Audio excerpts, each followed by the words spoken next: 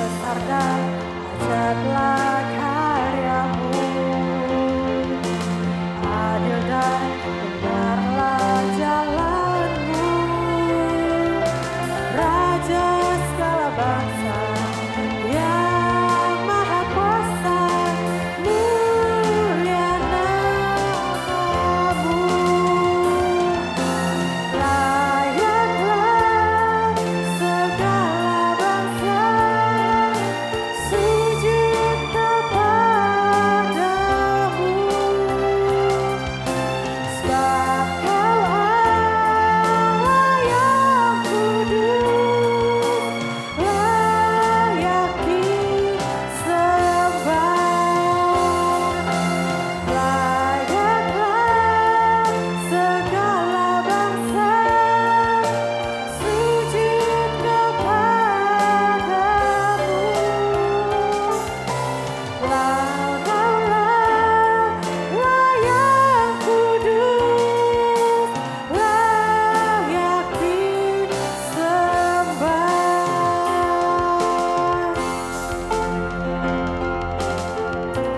Segala ujung bumi akan mengingatnya dan berbalik kepada Tuhan. Dan segala kaum dari bangsa-bangsa akan sujud menyembah di hadapannya. Sebab hanya Tuhan satu-satunya yang layak menerima segala penyembahan dan pujian kita. Mari dengan hati yang sungguh-sungguh kita katakan, layaklah segala bangsa sujud kepadamu, sebab Kau Allah yang kudus, layak disembah. Layaklah segala bangsa sujud kepadamu, sebab Kau Allah yang kudus, layak disembah. Sebab Kau Allah yang kudus, layak disembah. Sebab Kau Allah yang kudus, layak disembah.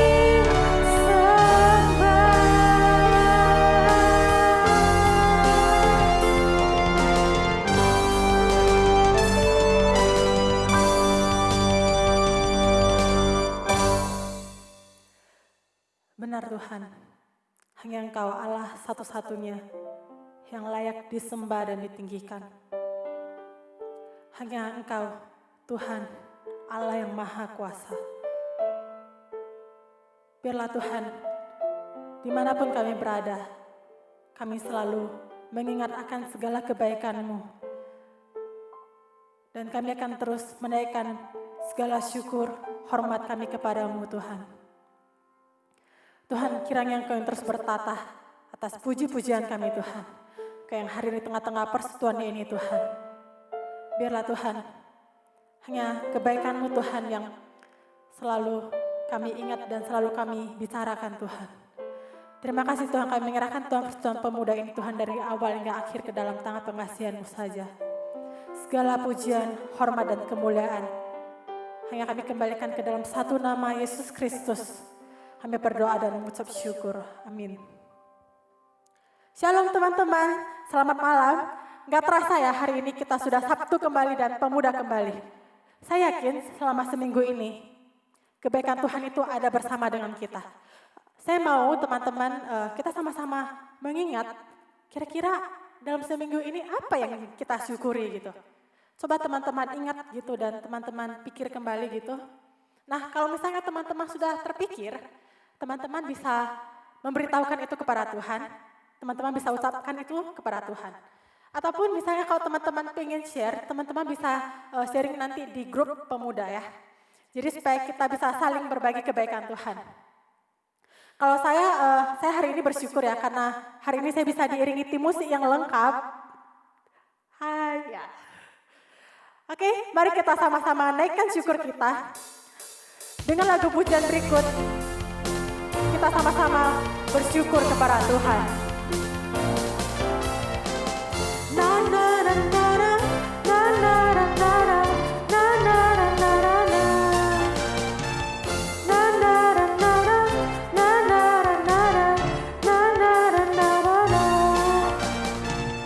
Haleluya, ku memuji-Mu Tuhan, karena kasih-Mu tak berkesudahan. Biar bernafas memuji Sang Raja, di atas gunung dan di dalam samudra. Tanganku ku angkat padamu, mensyukuri rahmat yang Kau beri. Kakiku melompat bagimu, sebab rahmat-Mu baru setiap pagi. Bersyukurlah kepada Tuhan, sebab Ia baik, sebab Ia baik. Balasannya untuk selamanya, kasih setianya, kasih setianya. Na na na na na na na na na na na na na na. Na na na na na na na na na na na. Tanganku ku angkat padamu, mensyukuri rahmat yang Kau beri. Kakiku melompat bagimu, sebab rahmat-Mu baru setiap pagi. Bersyukurlah kepada Tuhan, sebab Ia baik, sebab Ia baik. Balasannya untuk selamanya, kasih setianya, kasih setianya.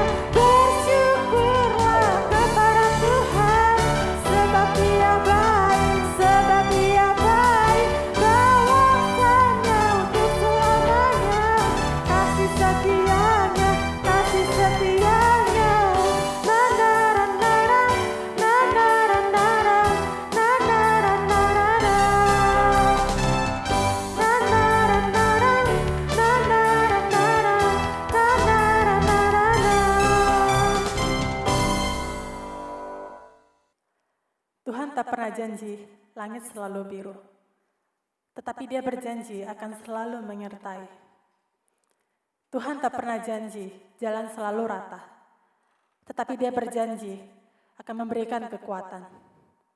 Apapun yang saat ini kita sedang hadapi, apapun pergumulan kita, mari pandanglah kepada salib Kristus. Biarlah melalui firman berikut, kita semakin diteguhkan untuk percaya kepada janji Kristus. Kita terus yakin dan percaya bahwa mukjizat Tuhan itu pasti ada.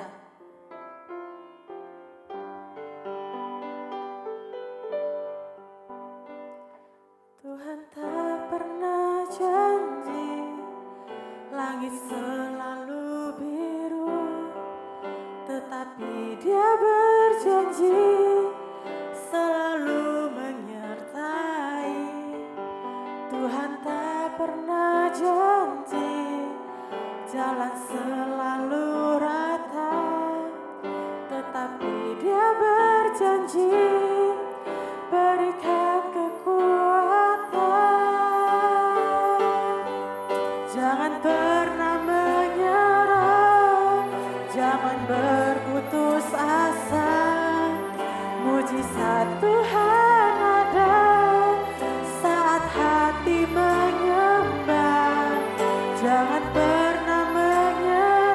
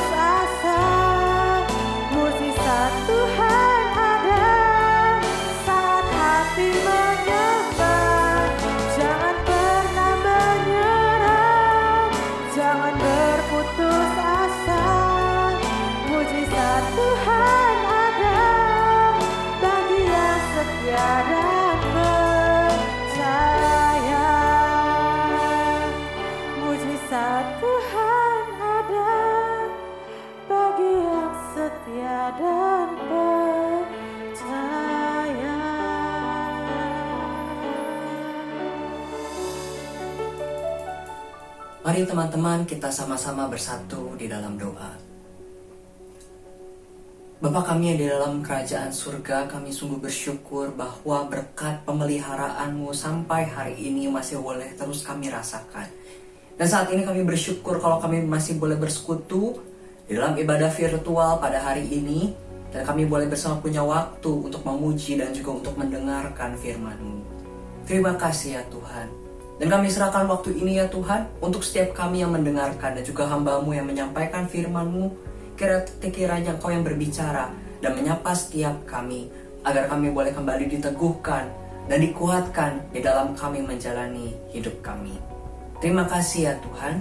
Hanya dalam nama anak-Mu Yesus Kristus kami berdoa. Amin. Ya shalom rekan-rekan sekalian. Pada malam hari ini kita akan bersama merenungkan satu tema, yaitu me versus greed. Ya, aku melawan keserakahan. Rekan-rekan sekalian, memikirkan tentang keserakahan ini merupakan satu dosa yang sesungguhnya tidak luput mengintai setiap orang. Sebab ini bukan berbicara soal harta atau hal-hal yang partikular, teman-teman. Setiap orang, teman-teman, setiap kita, baik yang bekerja atau belum, baik kita yang punya tanggungan atau tidak, baik kita itu kaya atau miskin, orang yang punya banyak ataupun sedikit, teman-teman, semua orang dapat jatuh pada dosa keserakahan. Ya. Keserakahan, teman-teman, adalah dosa yang membuat kita selalu menginginkan berbagai hal dalam hidup kita lagi, dan lagi. Teman-teman tidak pernah merasa cukup. Itulah yang dosa keserakahan bawa dalam hidup kita. Sehingga tidak harus orang yang bukan berarti orang yang kaya raya itu kebal dari dosa ini, atau orang yang punya pekerjaan idaman itu kebal dari dosa ini. Tidak, teman-teman. Sebab banyak hal, bukan cuma soal uang, tetapi juga tentang popularitas, tentang kenikmatan dari makanan, atau tentang perhatian, atensi dari orang, atau berbagai hal lain yang membawa kenikmatan dalam hidup kita. Semua itu bisa membawa kita kepada keserakahan. Semua itu bisa membuat kita merasa tidak cukup dan selalu menginginkannya lagi dan lagi. Kita menginginkan segala sesuatu itu hanya untuk kita, dan kita menjadi tidak mempedulikan orang lain. Yang menjadi fokus hanyalah diri kita. Maka teman-teman, sebab itulah saya mengajak kita untuk merenungkan tentang dosa keserakahan ini pada malam hari ini. Sebab tidak ada satupun dari kita yang kebal dari dosa ini. Maka malam hari ini, teman-teman, ketika kita merenungkan tentang bagaimana kita bisa melawan keserakahan, saya mengajak kita merenungkan dua hal, teman-teman. Yang pertama, saya ingin mengajak kita untuk merenungkan tentang apa akar dari keserakahan. Ya, baru setelah itu kita memikirkan bagaimana kita bisa melawan keserakahan. Kita memikirkan terlebih dahulu apa yang menjadi akarnya. Maka teman-teman, untuk menemukan petunjuk bagi setiap kita, mari saat ini saya mengajak kita untuk menyimak pembacaan firman Tuhan dari Alkitab Suara yang terambil dari 2 Raja-Raja 5 ayat 1-17. Naaman, panglima Raja Aram, adalah seorang terpandang di hadapan tuannya dan sangat disayangi. Sebab oleh dia, Tuhan telah memberikan kemenangan kepada orang Aram. Tetapi orang itu, seorang pahlawan tentara, sakit kusta. Orang Aram pernah keluar bergerombolan dan membawa tertawan seorang anak perempuan dari negeri Israel. Ia menjadi pelayan pada istri Naaman. Berkatalah gadis itu kepada nyonyanya, "Sekiranya tuanku menghadap nabi yang di Samaria itu, maka tentulah nabi itu akan menyembuhkan dia dari penyakitnya." Lalu pergilah Naaman memberitahukan kepada tuannya, katanya, "Begini-beginilah dikatakan oleh gadis yang dari negeri Israel itu." Maka jawab Raja Aram, "Baik, pergilah, dan aku akan mengirim surat kepada Raja Israel." Lalu pergilah Naaman dan membawa sebagai persembahan 10 talenta perak dan 6.000 shikal emas dan 10 potong pakaian. ia menyampaikan surat itu kepada Raja Israel yang berbunyi, Sesampainya surat ini kepadamu, maklumlah kiranya bahwa aku menyuruh kepadamu Naaman, pegawaiku, supaya engkau menyembuhkan dia dari penyakit kustanya. Segera sesudah Raja Israel membaca surat itu, dikoyakannya lah pakaiannya, serta berkata, Alahkah aku ini yang dapat mematikan dan menghidupkan? Sehingga orang ini mengirim pesan kepadaku, supaya ku sembuhkan seorang dari penyakit kustanya. Tetapi sesungguhnya, perhatikanlah dan lihatlah, dia mencari gara-gara terhadap aku. Segera sesudah didengar Elisa, abdi Allah itu, bahwa Raja Israel mengoyakkan pakaiannya, dikirimnyalah pesan kepada Raja, bunyinya, Mengapa engkau mengoyakkan pakaianmu? Biarlah ia datang kepadaku, supaya ia tahu bahwa ada seorang nabi di Israel. Kemudian datanglah Naaman dengan kudanya dan keretanya, lalu berhenti di depan pintu rumah Elisa.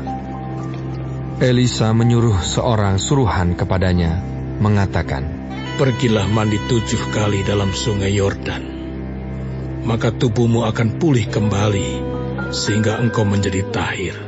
Tetapi pergilah Naaman dengan gusar sambil berkata, Aku sangka bahwa setidak-tidaknya ia datang keluar dan berdiri memanggil nama Tuhan Allahnya, lalu menggerak-gerakkan tangannya di atas tempat penyakit itu, dan dengan demikian menyembuhkan penyakit kustaku. Bukankah Abana dan Parpar, sungai-sungai Damsik, lebih baik dari segala sungai di Israel? Bukankah aku dapat mandi di sana dan menjadi tahir? Kemudian berpalinglah ia dan pergi dengan panas hati. Tetapi pegawai-pegawainya datang mendekat serta berkata kepadanya, Bapak, seandainya nabi itu menyuruh perkara yang sukar kepadamu, bukankah Bapak akan melakukannya? Apalagi sekarang, ia hanya berkata kepadamu, mandilah, dan engkau akan menjadi tahir. Maka turunlah ia membenamkan dirinya 7 kali dalam sungai Yordan, sesuai dengan perkataan abdi Allah itu. Lalu pulihlah tubuhnya kembali seperti tubuh seorang anak dan ia menjadi tahir. Kemudian kembalilah ia dengan seluruh pasukannya kepada abdi Allah itu. Setelah sampai, tampillah ia ke depan Elisa dan berkata, Sekarang aku tahu bahwa di seluruh bumi tidak ada Allah kecuali di Israel. Karena itu, terimalah kiranya suatu pemberian dari hamba-Mu ini. Tetapi Elisa menjawab, Demi Tuhan yang hidup, yang di hadapannya aku menjadi pelayan, sesungguhnya aku tidak akan menerima apa-apa. Dan walaupun Naaman mendesaknya supaya menerima sesuatu, ia tetap menolak. Akhirnya, berkatalah Naaman, Jikalau demikian, biarlah diberikan kepada hamba-Mu ini tanah sebanyak muatan sepasang bagal. Sebab hamba-Mu ini tidak lagi akan mempersembahkan korban bakaran atau korban sembelihan kepada Allah lain, kecuali kepada Tuhan. Dan kiranya Tuhan mengampuni hamba-Mu ini dalam perkara yang berikut. Apabila Tuanku masuk ke Kuil Rimon untuk sujud menyembah di sana, dan aku menjadi pengapitnya, sehingga aku harus ikut sujud menyembah dalam Kuil Rimon itu, kiranya Tuhan mengampuni hamba-Mu ini dalam hal itu. Maka berkatalah Elisa kepadanya, Pergilah dengan selamat. Setelah Naaman berjalan tidak berapa jauh daripadanya, berpikirlah Gehazi, bujang Elisa, abdi Allah. Sesungguhnya tuanku terlalu menyegani Naaman, orang Aram ini, dengan tidak menerima persembahan yang dibawanya. Demi Tuhan yang hidup, sesungguhnya aku akan berlari mengejar dia dan akan menerima sesuatu daripadanya. Lalu Gehazi mengejar Naaman dari belakang. Ketika Naaman melihat ada orang berlari-lari mengejarnya, turunlah ia dengan segera dari atas kereta untuk mendapatkan dia dan berkata, Selamat. Jawabnya, Selamat. Tuanku Elisa menyuruh aku mengatakan, baru saja datang kepadaku 2 orang muda dari pegunungan Efraim. dari antara rombongan nabi. Baiklah, berikan kepada mereka setalenta perak dan 2 potong pakaian. Naaman berkata, Silakan, ambillah 2 talenta. Naaman mendesak dia dan membungkus 2 talenta perak dalam 2 pundi-pundi dan 2 potong pakaian, lalu memberikannya kepada 2 bujangnya. Mereka ini mengangkut semuanya di depan Gehazi. Setelah mereka sampai ke bukit, disambutnyalah dari tangan mereka, disimpannya di rumah, dan disuruhnya kedua orang itu pergi, maka pergilah mereka. Baru saja Gehazi masuk dan tampil ke depan tuannya, berkatalah Elisa kepadanya. Dari mana Gehazi? Jawabnya, Hambamu ini tidak pergi kemana-mana. tetapi kata Elisa kepadanya, Bukankah hatiku ikut pergi ketika orang itu turun dari atas keretanya mendapatkan engkau? Maka sekarang engkau telah menerima perak, dan dengan itu dapat memperoleh kebun-kebun, kebun zaitun, kebun anggur, kambing domba, lembu sapi, budak laki-laki dan budak perempuan. Tetapi penyakit kusta Naaman akan melekat kepadamu dan kepada anak cucumu untuk selama-lamanya. maka keluarlah Gehazi dari depannya dengan kena kusta, putih seperti salju. Rekan-rekan sekalian, pembacaan kita tadi adalah tentang kisah seorang perwira yang bernama Naaman, kemudian disembuhkan dari sakit kustanya oleh Nabi Elisa. Teman-teman, pada kisah hari ini saya ingin mengajak kita untuk memfokuskan perenungan kita kepada seorang tokoh yang bernama Gehazi. Teman-teman, Gehazi ini adalah asisten dari Nabi Elisa, ya. Dan dia adalah orang yang selalu ada bersama-sama dengan Nabi Elisa, mendampingi di dalam setiap pelayanannya. Teman-teman, kemudian keserakahan Gehazi ini terlihat ketika Naaman menawarkan sejumlah besar hadiah sebagai tanda persahabatan dan ucapan terima kasih kepada Elisa, ya, sesuai dengan bacaan kita tadi. Namun sesungguhnya teman-teman, kita tahu bahwa Elisa tidak mau menerimanya, ya. Sebab Elisa jelas mengetahui bahwa kesembuhan yang Naaman terima itu bukan pemberiannya, ya, bukan pemberian dari Elisa, melainkan dari Tuhan. Dan maka Naaman sendiri juga sebenarnya tidak berhutang apa-apa kepada Elisa, dan Elisa pun menyadari bahwa dia tidak perlu menerima apa-apa dari Naaman. Teman-teman, pemberian Naaman ini membutakan mata Gehazi, ya. Gehazi begitu tergiur dengan apa yang Naaman berikan, bahkan dia seperti mengatai Elisa. Begitu seperti mengatai Elisa itu bodoh, begitu yang menerima pemberian yang begitu besar dari Naaman. Teman-teman, kalau kita lihat lagi di ayat 5b, kita lihat bahwa Naaman itu mau memberikan 30.000 uang perak, 6.000 uang emas, dan 10 setel pakaian yang bagus-bagus.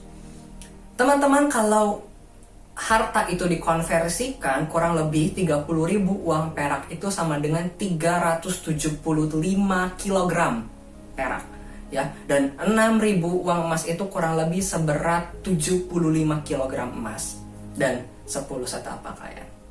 Teman-teman, bayangkan sekian banyak harta.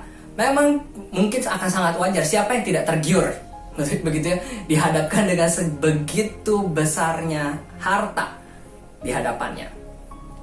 Teman-teman, Naaman memberikan hadiah sebesar itu sebenarnya sesuatu yang sangat wajar sebenarnya. Karena ketika Naaman mengidap kusta, teman-teman, kusta ini adalah satu penyakit yang begitu menakutkan. Ya, karena kusta itu adalah penyakit yang berakibat kematian, dan selain itu juga sanksi sosialnya begitu berat. Ditambah teman-teman, Naaman itu adalah seorang perwira. Dia adalah seorang yang terpandang, dan orang yang terkena kusta tidak pandang bulu, tidak pandang struktur di masyarakat itu mau siapa. Ketika seseorang terkena kusta, maka seketika itu juga dia akan diekskomunikasikan dari masyarakat. Dia akan dikucilkan dan tidak menjadi siapa-siapa sampai dia menjadi tahir.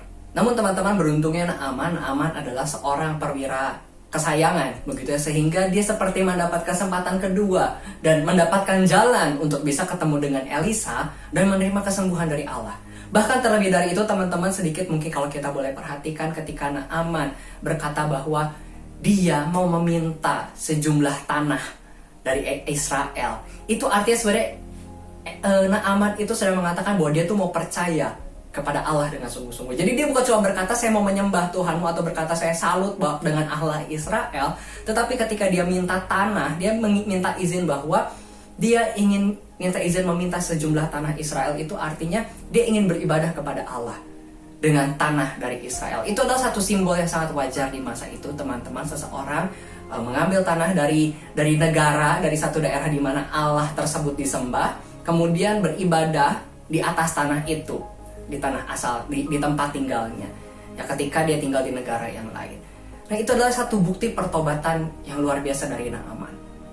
Namun teman-teman, singkatnya teman-teman, kita tahu bahwa Gehazi yang tergiur dengan harta yang sebegitu besar dan menganggap bodoh Elisa karena sudah menolak, maka akhirnya Gehazi itu memberanikan diri untuk mengejar Naaman.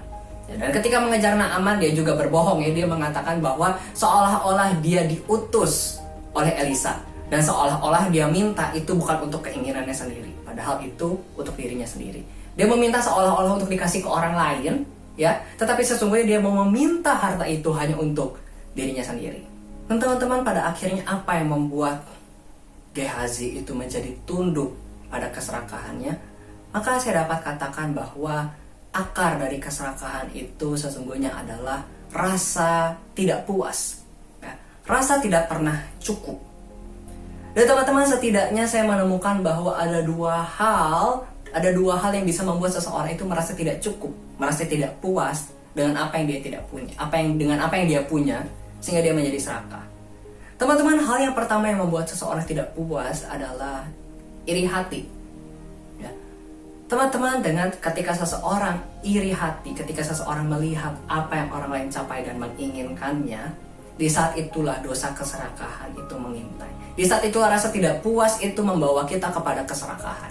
Ketika kita melihat orang lain punya sesuatu yang lebih besar daripada kita, ketika kita melihat orang lain punya sesuatu yang lebih baik, ketika orang lain mempunyai apa yang kita inginkan dan kita tidak punya, sangat mudah kita menjadi tidak puas bukan dengan hidup kita. Dan saya rasa sudah beberapa kali saya sempat bahas sebelumnya gitu ya, sempat saya singgung di dalam beberapa khotbah sebelumnya bahwa di masa sekarang itu rasa tidak puas itu begitu mudah mengintai kita. Ya, dengan begitu mudahnya, dengan sosial media menjadi bagian yang erat dalam hidup kita, dengan mudah kita bisa melihat kehidupan orang lain yang entah benar atau tidak, tetapi kehidupan orang lain yang indah itu, segala hal yang baik yang orang lain miliki itu dengan mudah kita lihat, dan itu sangat mudah untuk membuat kita merasa tidak puas, merasa hidup kita kurang, dan merasa hidup orang lain itu lebih baik daripada kita, sehingga kita tidak merasa puas dan kita menjadi serakah. Teman-teman, begitu mudahnya iri hati itu membangun rasa tidak puas di dalam hati kita.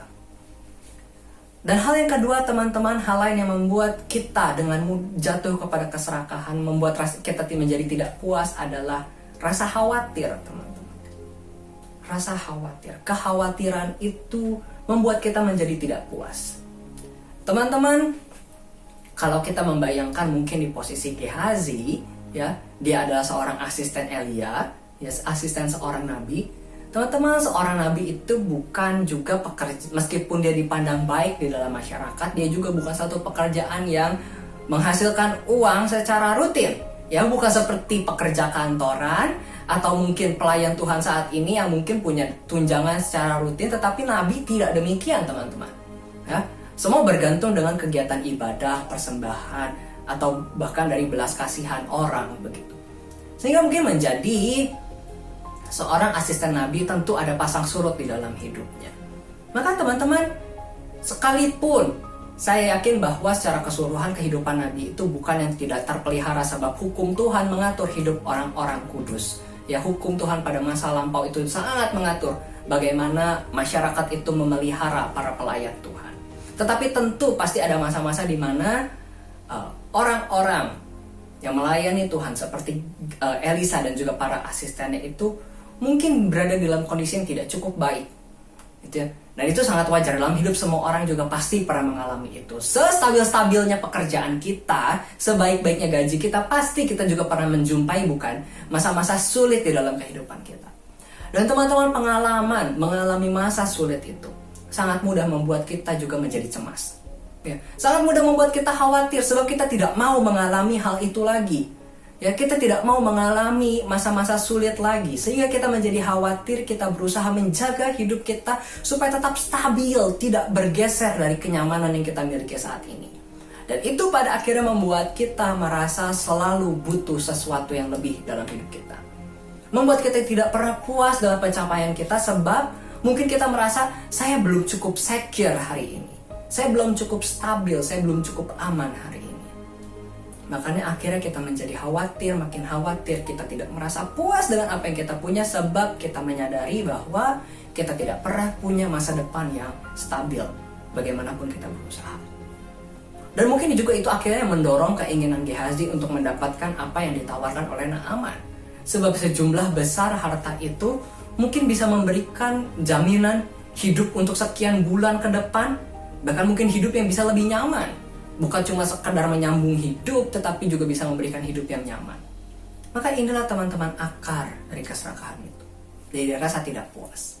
Nah, rasa tidak puas setidaknya bisa dipicu dari dua hal. Dari iri hati, ketika kita melihat apa yang orang lain punya dan kita menginginkannya, atau ketika kita menjadi khawatir tentang masa depan kita. Apa yang akan kita lalui ke depan sehingga kita menjadi tidak puas. Maka kemudian bagaimana kita melawan keserakahan? Setelah kita mengetahui akar keserakahan itu, bagaimana kita melawan? Maka teman-teman, kita perlu berusaha untuk bisa menemukan rasa puas itu dan melepas kekhawatiran kita. Teman-teman, di mana kita bisa menemukan itu? Bagaimana kita bisa merasa puas dan melepas kekhawatiran kita? Maka teman-teman, satu-satunya jawaban agar kita bisa merasa puas dan kita bisa melepas kekhawatiran kita bisa lepas dari iri hati, dan kita menjadi tenang, satu-satunya jawabannya adalah ketika kita bisa menyandarkan hidup kita sepenuhnya kepada Tuhan. Teman-teman, ketika kita memiliki Kristus sebagai satu-satunya yang kita cari, dari sana kita bisa menemukan kepuasan dan ketenangan. Ketika kita bisa merasa cukup akan Kristus. Teman-teman, ini bukan berarti kita tidak butuh uang, tidak butuh makan. Ya, bukan berarti kita tidak butuh kebutuhan fisik kita, teman-teman. Tetapi uang, makan, dan segala kebutuhan material itu bukan menjadi fokus kita. Bukan menjadi apa yang menggerakkan hidup kita, bukan menjadi tujuan akhir hidup kita, teman-teman. Sehingga teman-teman, sehingga kalau kita tidak fokus kepada hal-hal itu, kalau uang bukan jadi fokus kita, kalau kebutuhan materialistis kita bukan yang menjadi fokus utama kita, ketika kita tidak mencapainya, kita merasa fine-fine saja. Ya, kita tidak menjadi khawatir, kita tidak menjadi takut ketika mungkin apa yang kita inginkan tidak tercapai. Dengan menyandarkan hidup kepada Kristus, teman-teman, kita bisa lepas dari iri hati. Sehingga teman-teman, tidak peduli orang lain mau makan enak, orang lain mau punya rumah sebesar apa, teman-teman, itu tidak akan mengganggu perasaan kita. Dan kita bisa lepas dari kekhawatiran, sebab teman-teman, kita menyandarkan hidup kita pada pemeliharaan Tuhan.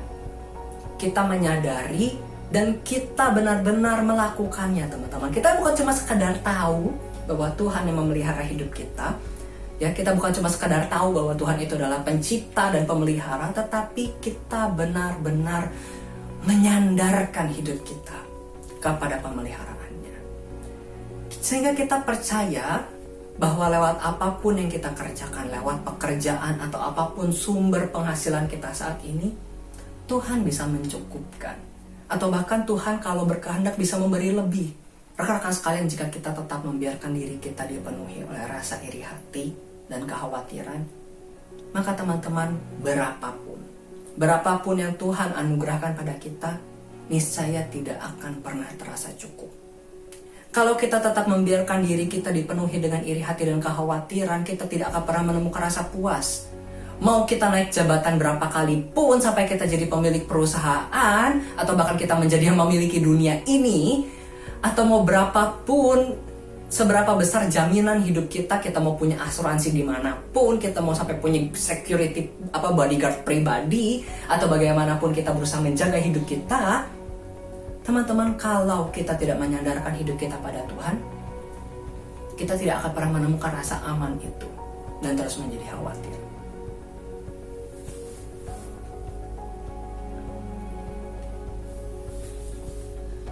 Namun teman-teman, ketika kita bisa menyandarkan, ketika kita mau untuk hanya memandang kepada Yesus, menjadikan fokus mata kita, fokus diri kita hanya kepada Yesus, di sanalah kita menemukan kepuasan dan kita bisa dibebaskan dari keserakahan. Teman-teman, keserakahan itu membuat kita tidak bisa menikmati apa yang kita punyai, teman-teman, dan terus mencari apa yang kita tidak punya.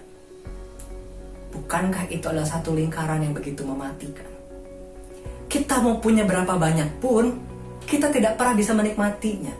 Kita mau makan seenak apapun, ketika keserakahan menguasai hati, kita tidak akan pernah bisa menikmati apa yang kita makan. Kita mau punya rumah sebesar apapun, uang sebanyak apapun, kalau kita membiarkan keserakahan itu bertahta dalam hati kita, teman-teman, kita tidak akan pernah menemukan kebahagiaan. Kita tidak pernah bisa menikmati semua itu. Dan justru yang kita cari adalah apa yang kita tidak punya. Kita terus mengejar apa yang tidak bisa kita dapatkan. Teman-teman, betapa menyeramkannya, teman-teman, membiarkan hidup larut di dalam keserakahan. Jauh lebih menyiksa, teman-teman, hidup tanpa kebahagiaan daripada seketika langsung menerima hukuman. Meskipun dua-duanya sama-sama mengerikan sebab ujungnya adalah maut. Namun teman-teman, tentu kita tidak mau memiliki hidup yang tidak bahagia. Kita tidak mau memiliki hidup yang tersiksa seperti demikian. Maka teman-teman, jika setiap diri kita saat ini menemukan bahwa keserakahan itu, rasa tidak puas itu mulai mencoba menguasai hidupmu, maka saat ini datanglah kepada Yesus. Datanglah kepada Yesus, mohon pertolongannya, agar engkau bisa sungguh menyandarkan hidupmu ke dalam tangannya, agar engkau bisa sungguh mengarahkan matamu hanya kepada Yesus. Mari kita berdoa. Bapa kami yang di surga, saat ini kami datang kepadamu, menyerahkan setiap diri kami. Tuhan, kami bersyukur lewat firman-Mu hari ini, kami belajar agar kami boleh sungguh bisa menyandarkan hidup kami ke dalam tangan-Mu.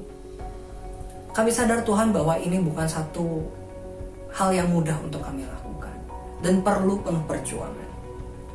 Namun Tuhan, kami menyadari di dalam setiap gejolak hidup kami, di dalam setiap naik turun hidup kami, selalu ada Engkau. Ada Engkau yang memberikan kami kekuatan, sehingga kami tidak akan menyerah, dan kami akan mau terus berjalan bersama dengan Engkau.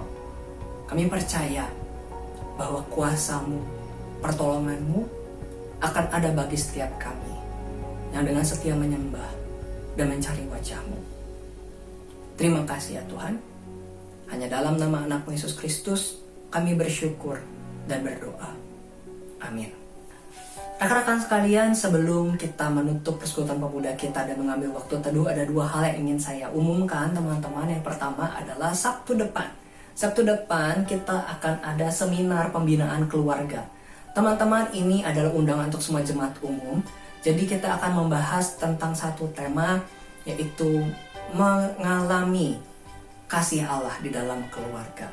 Ya teman-teman, jadi minggu depan persekutuan pemuda kita tidak terpisah di dalam Zoom kita, tetapi kita gabung bersama dengan jemaat umum.